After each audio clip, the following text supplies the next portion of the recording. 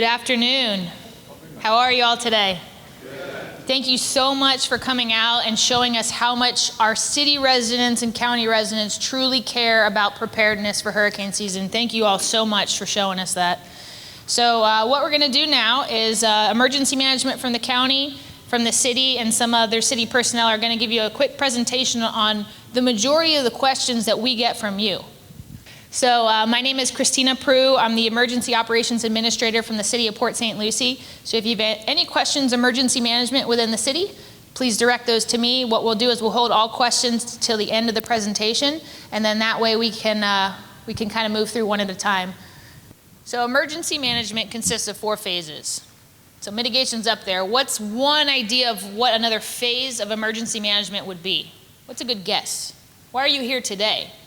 Are you in the response and recovery mode today? Preparedness, love it. So I already kind of gave the other 2 away, didn't I? So the 4 phases of emergency management are mitigation, preparedness, response, and recovery. And this is what your city and your county emergency management teams and other personnel are doing on a yearly basis. So what if we don't have a major hurricane? What if we don't have a major disaster? What are we doing? Well, we're still working on phase 1 and phase 2, mitigation and preparedness. Is there grant funding out there that we can try and fix some of the things that are broken? Is there grant funding out there that we can try and get some new things that we've always wanted? Preparedness is such a wonderful thing that we're doing today. I love to see how many residents came out. I think we had nearly 3,000 people this year. That's just so great to see.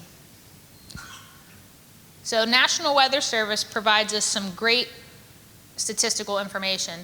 On the 23rd, their forecast came out. Who saw forecast the very, very beginning of the year?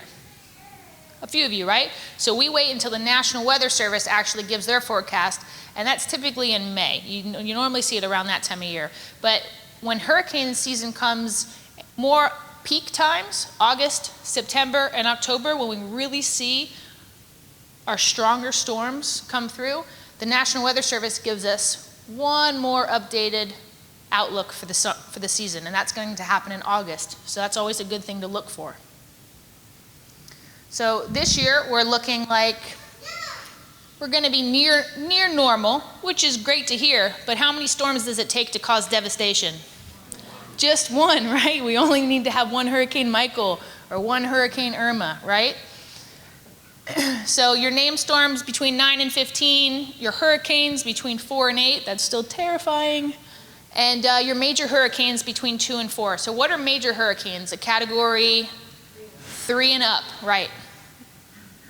So that's what our typical average is in comparison to what we're looking to see this year. So who in here is already familiar with the difference between a tropical storm, a tropical depression, and a hurricane? So you got your tropical depression first, followed by your tropical storm, and your hurricane, when you really see your winds start to peak around 74 miles an hour. And the difference is you're going to see your risk factor and your damage increase as you have storms and categories that increase as well. What about the difference between a watch and a warning? So the difference between a watch and a warning that you're going to see is a watch, hey, watch out.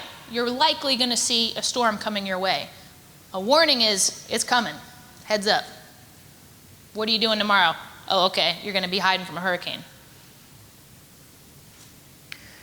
So this is actually directly from a presentation the National Weather Service gave, and I was floored when I saw it. I think visually it really helped me to understand the difference between each month of the year and how many storms come through.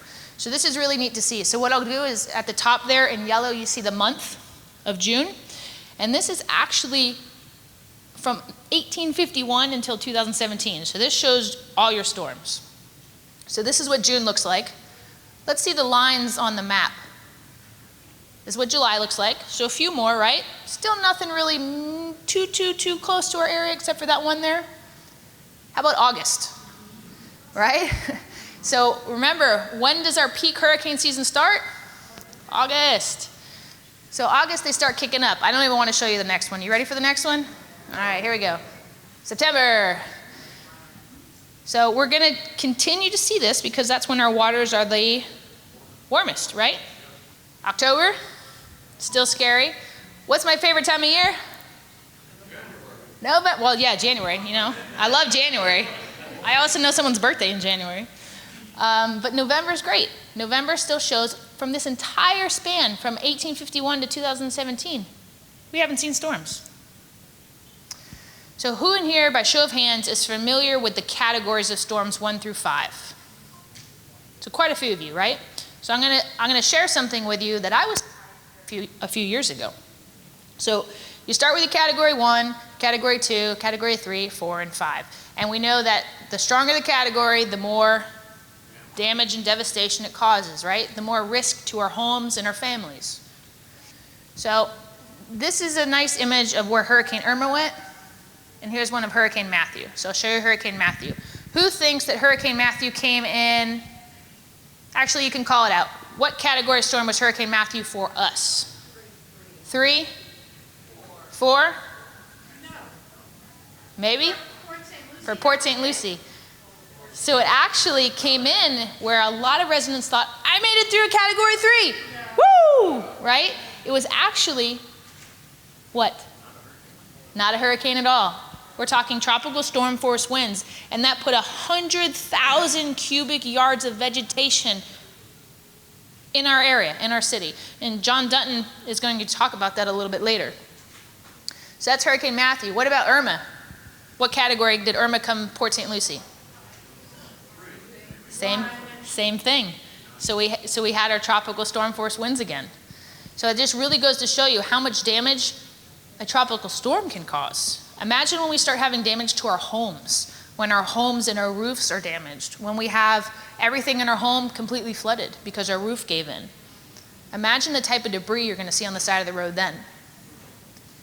So this is what I wanted to share with you. This is what kind of made my jaw drop. So we said between a category 1, 2, 3, 4, and 5, your level of risk and damage increases, right? So do we think it increases linearly or exponentially? Oh, I love hearing that, exponentially. So what does that mean? If I made it through a category 2, I can make it through a category 3. Okay, I made it through a category 3. It's pretty much the same. It's not, I can make it through a category 4 too, right? So let's look at it this way instead. Here's your potential damage level. Look at the difference between a category 1 and a category 5. The potential damage is 500 times greater between those two storms, between those two categories. That's pretty significant, right? So if you get through a category 2, a category 4 is 250 times stronger and will produce more damage. So I wanted to share that because I think it's pretty significant. What about our major storms? Right here, I had to read this a few times to really understand it. Major hurricanes account for 21% of US landfall. So only 21% of all the hurricanes that we have are major. But those major hurricanes cause how much damage? 83% of the damage because they are stronger, right? So what we're going to do is JD, John Dutton from the Public Works Department is going to come up and he's going to talk to you a little bit about what Public Works does and what debris management does. Thank you. Yeah, I've been around the Public Works Department since 1985. I started when I was 18 years old, so I've been through a couple of these storms. One of the things that becomes a big challenge for us is that with the increased amount of population density, it makes it a lot more challenging in your responses because somebody has to be first and somebody has to be last, right? So hopefully when we get to Crosstown Parkway, we'll be able to respond even faster. But for instance, when we had our last storm in 2017, I think we had a little bit over 100,000 cubic yards of material, which we were able to remove in 45 days. 30 was the target, but we did it in 45 days. What happens a lot of time is people have a tendency during those events to want to put more material out. And if there's one thing I could share with you all is two things. Don't put everything out that you have hidden in your garage from spring training before a hurricane comes. It makes it quite problematic. The other thing is when you are doing those things, don't mix your debris. Very, very important, because a lot of times if you mix your debris with vegetation, most of the events that we've been having the last several years have been vegetative. We haven't had, and me and Christina's talk about getting waxed, getting the house flattened, where you have a totally different situation. But make sure when you do that, please don't mix your debris. We will get around to you. The other thing that's going to help in our response is Traditionally, when we've done this, we've only had one location. Everybody knows where Crosstown Parkway's at. If you head west and you go over the turnpike, you'll see on the right-hand side there's a facility, for lack of a better term.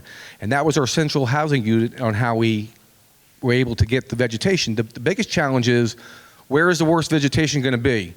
In the older part of your infrastructures, the older parts of the city. And usually east of US 1 and just north of Prima Vista were areas that traditionally were some of our older infrastructure, so they had more mature trees, thus which created the higher amounts of debris. The challenge with being east of US 1 is who tries to come down Portsmouth Boulevard at 5 o'clock in the afternoon? All right, so our production went down exponentially because that was our only means to get from east to west. And just another thing to think about, the Public Works Department, we sub all this stuff out. We have a company called Sears that picks up our vegetation for us. We also negotiated a contract through Neighborhood Services with Waste Pro, also to provide emergency services in the event that we need their assistance. Last year, or the year before last, when we had this hurricane that came through here, your Public Works Department picked up 37% of the material. So we were able to respond in a timely manner to do that. I took this photo back in 2005. It's over on Irwin Street, which is off of Morningside Boulevard. I have a bunch of kids that I used to coach football a lot, so I was checking on some families in the neighborhood, and I was told that a tornado had come through there. And I didn't believe it until I started driving down this road and I seen that photo. If you look at it really carefully, you can see that 2x4, but look on top of it. You see the small fraction of wood on top of it? It went right through the back of that tree. That goes through both sides, and on top of it, there was more stuff. So a tornado came through there and created a lot of problems, unforeseen problems that we weren't ready to deal with, but we took care of it. Anybody see that picture? Anybody see something odd in that picture? Look at that guy sitting on the top of that tree. So we had about 50,000 trees that were deemed hazardous trees that we had to take down, and usually they're on drainage right-of-ways. And those are the means that we had to use to take the trees down as part of some of our recovery for public safety. So some of these jobs get to be a little challenging, to say the least, but we stayed in one piece. And this was on canals. Who has like a canal behind their house? So that's what that was working on, as a canal, because it was blocking our drainage. Right there is a debris site that we were doing some work from. Just imagine when you have, remember I said 100,000 cubic yards of debris. When we take it down, then we do what's called getting a tub grinder, and we ground it down, we reduce the pile by 90%. So it condenses it to a part where we can now take that material, or the contractor could take that material to a final resting area. And again, the biggest part was getting the material there. We were able to knock that pile down with a tub grinder in 7 days. And that ended up working out to be a good thing. I know somebody has to be first and somebody has to be last. But I think with some of the new advancements we made and additional properties that we've acquired throughout the city, not only in that one portion, we'll be able to respond back to you in a quicker manner. Good? Thank you, JD. You got it. So I think some of the best takeaways that Mr. Dunton just shared with us from a debris management and public works standpoint really speak to how to best and as quickly as possible pick up that debris from the sides of the roads, right? We don't want to just leave it there. So how do we do that? We work with our community to educate as much as possible. So when Mr. Dunton mentioned don't mingle your debris, why do we want to do that? We don't want you to mingle your debris because it's our responsibility to make sure that vegetation is not combined with roofing material. And your roofing material isn't combined with your white goods. What are white goods? Your washing machines, your dryers, your refrigerators that just got totally soaked. So that's important. So this is another thing I was shared with the National Weather Service, and I liked it because it really shows the different size of hurricanes and how sometimes size matters and sometimes size doesn't matter. And it shows just how your increased storm surge is a greater threat, the prolonged duration. Who remembers the storm that sat over Port St. Lucie for 2 or 3 days? So that gave us 2 or 3 days worth of what? Rain, which caused flooding, right? So a lot of times the size matters, but remember the duration of the storm matters as well. So we talked about flooding a little bit. The Utility Systems Department is going to come up here in a minute and really speak to some of the things that I'm still learning myself from their department on how you can best conserve water in your homes, how to make sure that you are not putting yourselves and your neighbors in a position where you're not able to live without some of the sewage and all of that. So I'm not going to act like I know what I'm talking about. I'm going to call Jenny up here. So a lot of times with storms, we're faced with power outages. We're going to talk a little bit about the importance of conserving water during a storm, but I'm also going to have Robin and George talk about how different customers are affected because, we have a tremendous amount of utility systems customers. We have about 74,000 water customers and about 53,000 sewer customers in the city of Port St. Lucie. Those numbers never match because some people are on a well, some people are on city sewer, but they're on a well, or they're on city water, but they're still on a septic. So power outages certainly will affect us all differently. So I'm going to have Robin and George speak about that. So Robin, if you could speak a little bit about our sewer customers and what they can expect if we lose power during a storm. Okay. Well, one of the main thing is that not every city resident will lose power at the same time. Certain grids, certain areas will lose power, which is a good thing, unless we get a tremendous, like maybe a Category 5, and I don't even know if that will down the entire city. But if that happens, I think we're going to be in serious trouble. Everybody will be in the city. But normally during a storm, and the last one we had, we were working 24 hours a day on 12-hour shifts. And certain neighborhoods that are out of power and on city sewer, we would go around with generators and pump them down. At that time also, we asked customers to conserve, quick showers, don't run your dishwasher, your laundry machine, until we come out there and pump your system down. And it's the best time, or you have to conserve water at that time. Otherwise, your tank will fill up and it will start backing up into your house.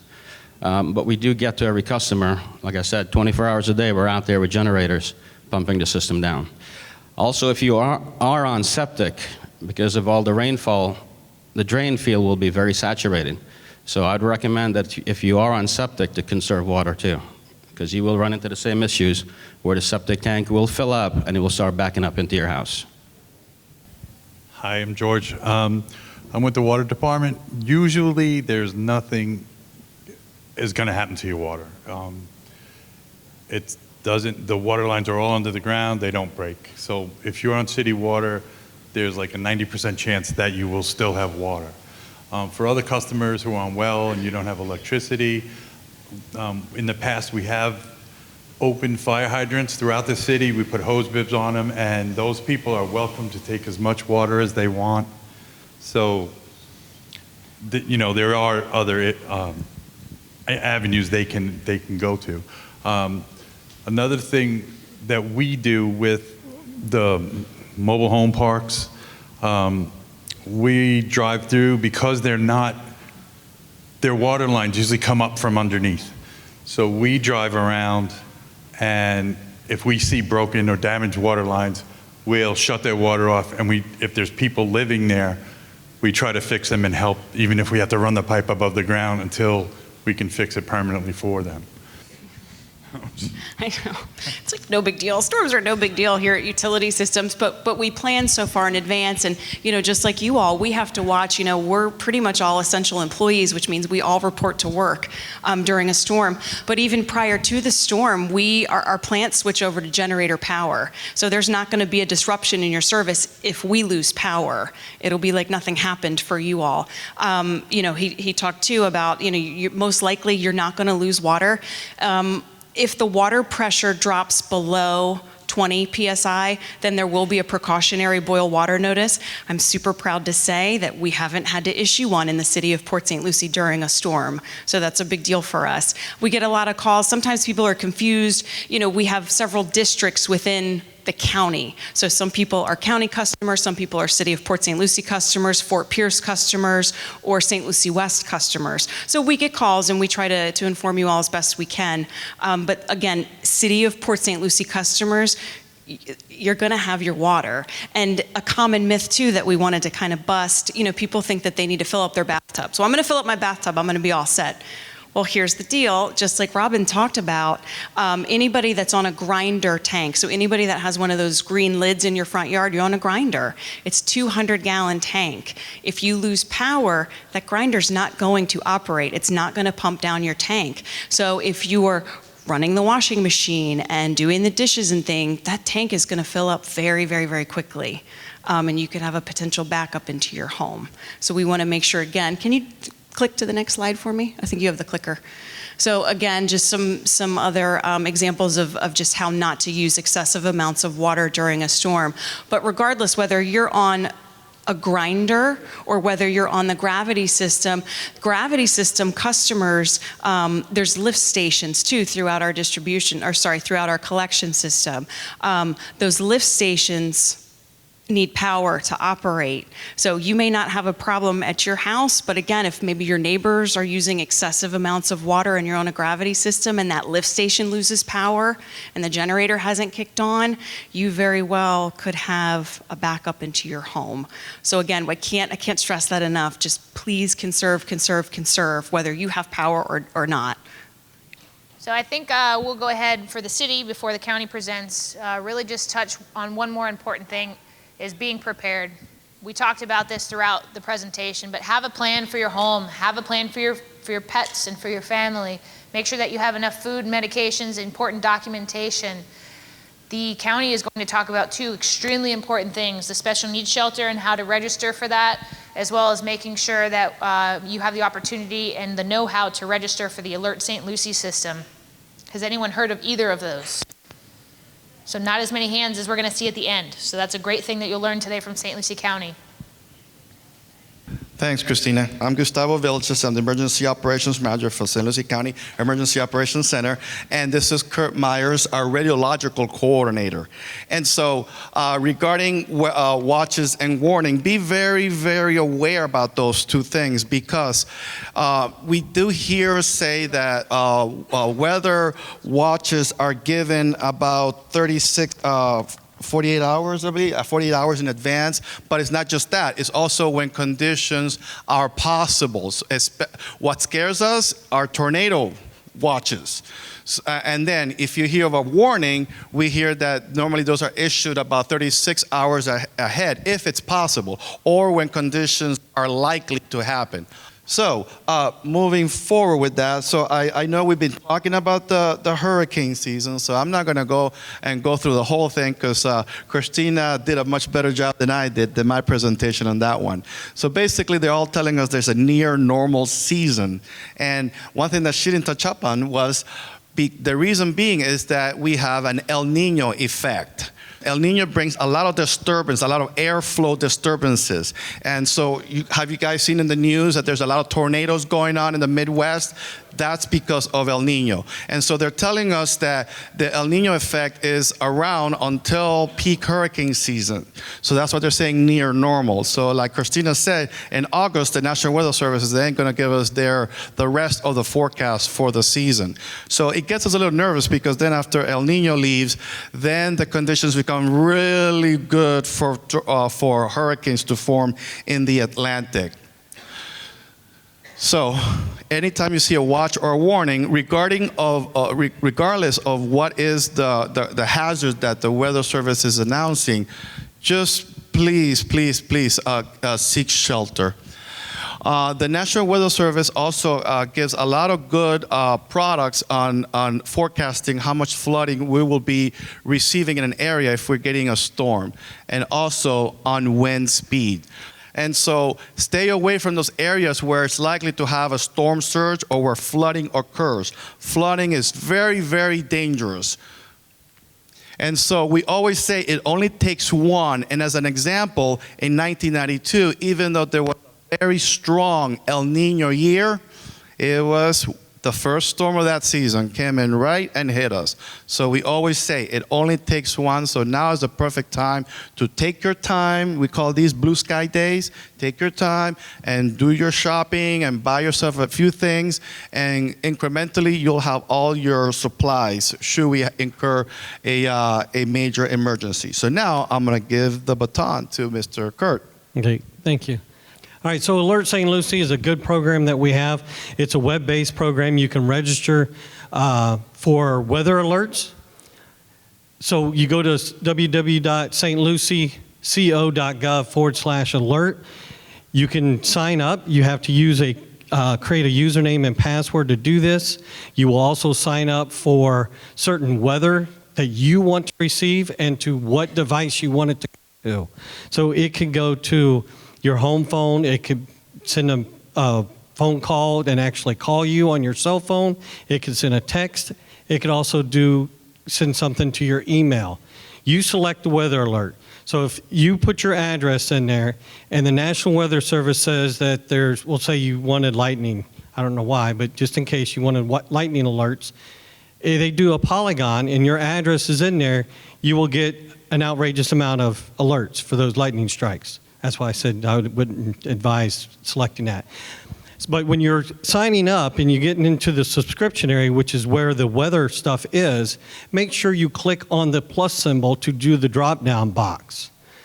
That way you can see what else is there. So if you just check the box that say, tropical weather, you're getting everything that's in the tropical weather, if you want it or not. But if you hit the plus sign and just select the ones that you actually want, then you will only get those alerts. Because surf advisories do come out sometimes at 3 o'clock in the morning, and you will get woke up. Another thing to keep in mind is whatever devices that you have. So if you have 5 different ways that you want to get notified, make sure you confirm the first one if you do not want to get woke up anymore. Because if you don't confirm the first one, it goes to your next device and it keeps going down.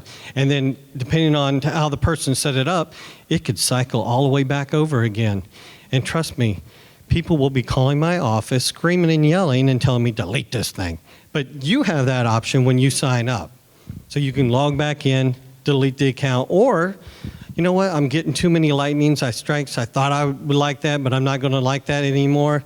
I log back in and I uncheck box that lightning box. So it's a good program, so you are in the know, and that's why if you haven't signed up, if you want to sign up, we have a booth in the lobby area. We have a couple laptops. You can actually do that right then and there, or you can just stop by, pick up a couple of magnets that have the web page or website on there, and then you can do it at home. There's also an app as well. I would suggest that you fill out on the computer first, then sign in to the app. There was an issue earlier this morning where somebody was trying to verify the address and there was no button. So that was kind of problematic. Kirk, can I add something too? Steve, earlier the meteorologists were talking about the alerts about tornado warnings and watches. During Hurricane Irma, we received the report that 62 tornado warnings were issued throughout the night when Irma passed through. And just keep in mind that there are some hazards that regardless of what you signed up with, you're gonna get them. Tornado warnings or watches you're always gonna get. That's a blanket warning that the federal government sends out to everyone's mobile devices. So that's not our doing, that's the feds, but it is for our safety, you know. I think also Amber Alerts come in and out too, right? But again, yeah, the Amber Alerts automatically should come to your cell phone unless you opt out of it. Another good thing about the Alert St. Lucie is, so just say you're down in Palm Beach, wherever, doing whatever, and you signed up for this alert, and we say that they're going to be doing an evacuation for whatever reason around your home, you get this message sent to you. Now you can say, honey, I think we're going to have to stay and spend some more money because we can't go to our house yet because it's all blocked up. So you're not sitting there in your car wasting gas. You got an alert that says, by the way, we evacuated this area, so you won't be able to come in. Or if you're at the house, you can already getting prepared to get out of the house before law enforcement comes over and says, hey, we need you guys to move out real quick for something. And Kurt, I went over to the special needs slide now. Okay, so special needs. That's our website, the www.stlucieco.gov/special needs. Again, we have a booth sitting at the lobby. It's the same booth as for the Alert St. Lucie. We have some magnets there that have some websites. If anybody knows of anybody or if they are special needs, there's like 8 pieces of criteria that you would have to meet or just one of them out of that 8 to be a special needs client. The special needs shelter is at Fort Pierce at the Finn Center, 2000 Virginia Avenue. It's also an online process. It takes about 15, 20 minutes to actually fill out the whole thing because the health department wants to know certain criteria on what your conditions are. So if you're wheelchair bound or if you're bedridden or whatever it may be. So it takes a little bit of time, but it's a good program so that way we can notify you when we want to go ahead, say there's a hurricane coming. We want to say, hey, listen, we're going to start getting everybody, get your stuff ready just in case. We're going to give you another call and let you know when we're going to pick you up, if we're going to pick you up. Now, if you're going to drive to the Finn Center and you're registered, then you just need to stay tuned to the local media because they're going to let you know when the doors are going to be open. So say tomorrow we open them up, the media is going to tell everybody that the Special Needs Center at the Finn Center is going to be open at 8 o'clock tomorrow morning. So then you can arrive there at 8 or right after that. Thanks, Kurt. And so we tell everyone, be in the know, be aware of what's happening around you. And so there's different ways of how you can do that. So information to the public. During emergencies, we open up our public information line, and you can always call them and they'll tell you what shelters are open, evacuation routes, any information that about the emergency, we have operators that will give you that information. You can also go into our webpage, www.stlucieco.gov/EOC, and then you will see a lot of information that you can obtain. One of the major ones that I tell everyone it's our disaster preparedness guide. In there, we have lots of information and phone numbers that'll tell you about the situation as the emergency passes. We tell everyone to prepare, plan, stay informed. Number 2, have a communication system set up. How to call, your family members, your friends. And number 3, if you don't know where to stay, we do have shelters. Now remember, shelters, like my director says, they're more of a lifeboat. They're not a cruise ship. So just keep that in mind. We do have them available. So just remember, prepare, plan, and stay informed. And like I mentioned with floods, they're very dangerous. If you're in a flood zone, you can go to www.floodsmart.gov. The county also, in our website, if you go to our disaster preparedness website, there's a link there that will show you if you're in a flood zone. And we do request, or not request, but we just say we advise you to get flood insurance because in the passing of a hurricane, homeowners insurance does not cover any flooding situations. If you own a business, please have a business continuity plan. We always get this tip that it says 40% of all businesses that close, they close due to a disaster, they never reopen. Just think about that. And so if you want to volunteer and assist your neighbors, then there are several opportunities on doing that. The biggest one that we're pushing for this year, and we started piloting it last year, is a program called Community Emergency Response Team, Cert. And so we're going to start actually Cert classes here at the Port St. Lucie Civic Center on June 14th, and we're going to have them for the next 4 Fridays after June 14th for 4 hours, and we're going to teach neighbors how to take care of emergencies within your neighborhood, but most importantly, how to be able to take care of each other and communicate. These are some other affiliate programs that also love to take volunteers for disasters. And so I mentioned with Cert program, the purpose is to provide volunteers the basic skills necessary to assist in responding to their community's immediate needs in the aftermath of a disaster. During non-emergency situations, Cert volunteers assist in disaster preparedness activities that contribute to their community's resiliency against all hazards. And that's our big org chart that we do in the Emergency Operations Center. We have a desk that they coordinate with all the different volunteer agencies during disasters.